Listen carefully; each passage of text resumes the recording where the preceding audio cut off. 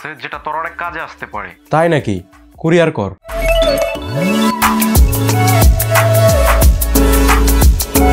iPhone 12 Pro না, base model. 2022 তে released হওয়া 2024 এ এসে প্রশ্ন পড়ে, আগে দেখতে তো দাও। মেইন ক্যামেরা 12 মেগাপিক্সেল, ফোকাস 1.6, যেটাতে এইরকম ফুটেজ অটোমেটিক চলে আসবে।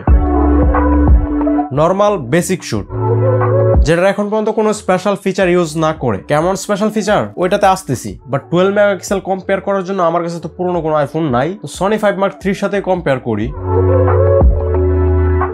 ওয়েল, আমি অবাক হই এই জায়গায়, Xperia 3 আর 12 দুটাই অনেক পুরনো ফোন, সেখানে আমি আইফোনের ফুটেজ দেখে হতাশ হই। বাট ওয়েট, এইটা বেসিক মোডে তোমাকে এইরকম ফুটেজ উপহার দিবে। আর সনি বেস্ট ম্যানুয়াল মোডে। বাট এক মিনিট, 12 এ তো কোনো ম্যানুয়াল মুডই নাই। লাখ টাকার ফোনে যদি ম্যানুয়াল মোডই না থাকে, তাহলে তারা কিভাবে ফ্ল্যাগশিপ দাবি করে ভাই? বাট পয়েন্ট, অ্যাপল ওই জায়গায় এফোর্ট ডালে বেশি আমার মতো, তোমার মতো সাধারণ পাবলিকের উপর, তাদের ম্যানুয়াল মোড হাবিজাবি নিয়ে কোনো প্যারা নাই, ধরো আর করো, ওপেন এন্ড শুট। তাই অ্যাপল অনেকটা স্পেশাল সবার কাছে, পাবলিকের ডিমান্ড ইমোশন বুঝে বেসিক পর্যায়ে তারা অনেক কাজ করে। Related like this story.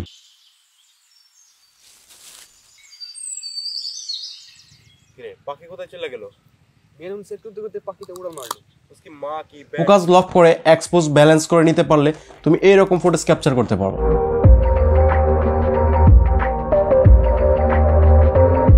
আর যদি একটু এক্সট্রিম পুশ করো ম্যানুয়ালি, इसमें तो मैनुअल मोड है ही नहीं।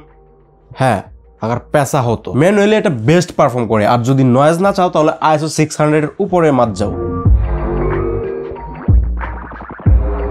রিয়েল লাইটে সব ফোনের ক্যামেরাই ভালো করে, যথেষ্ট লাইট থাকার কারণে। আসল খেলা বোঝা যায় লো লাইটে।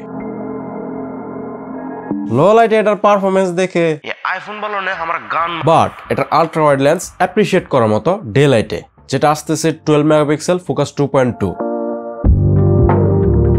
লো লাইটে যেটার পারফরমেন্স অ্যাভারেজ। যেটা স্পেশাল সেটা হলো এটার অপটিক্যাল ইমেজ স্টেবিলাইজেশন। और भी कुछ है স্লো মোশন।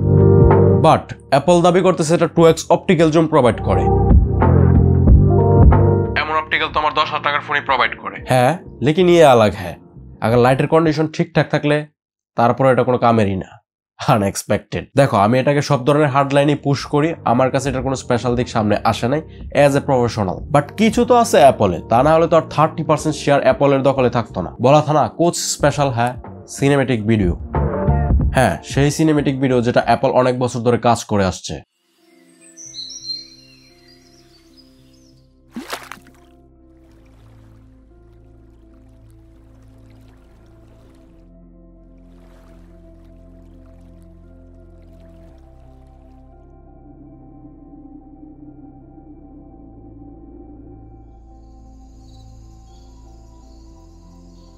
ওহি কালার ডিটেল শার্পনেস, আরো special HDR video, Dolby 4K 30 FPS, যেটা তোমাকে হাই ডাইনামিক রেঞ্জ ক্যাপচার করতে সাহায্য করবে। বাট इसमें লক নেই হ্যাঁ क्या? প্রথমে তো এটা 22 তে রিলিজড হওয়া ফোন, ওই টাইমে লক থাকাটা একটু রিয়ার। আর লক সবার জন্য না। As a film maker, cinematographer, আমার মোস্ট অফ দ্য টাইম কাজে আসে। বাট প্রতিবারই কি তুমি লক শুট দিবা? বাট প্রতিবার তুমি যেটা শুট দিবা সেটার কোয়ালিটি দেখতে পারো।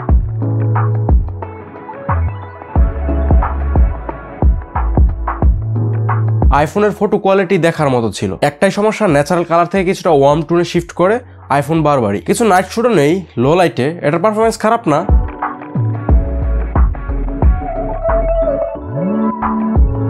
এখন আইফোন তুমি নিতে পারো 40 এবং 50 সিরিজের মধ্যে যে কোনো একটা নিতে পারো। আর নিচের সিরিজের কোনো ফোন নিতে চাইলে আমি ডেফিনেটলি বলবো তুমি অন্য কোনো ব্র্যান্ড দেখতে পারো। Value for money. এটার ইউজড প্রাইস পড়ছে 52,000 টাকা। কিছু শপে তুমি 36ও পেয়ে যাবা। 52,000 টাকা একটা ফোন নিলা, এটাকে তোমাকে 52,000 টাকার ভ্যালু প্রোভাইড করে? আইফোন 12 আমার মতে না। তুমি পিক্সেল দেখতে পারো, সনি দেখতে পারো, যদি ক্যামেরা তোমার কাছে ফার্স্ট প্রায়োরিটি হয়ে থাকে। আর যদি শো অফ হয়, ক্যারি অন।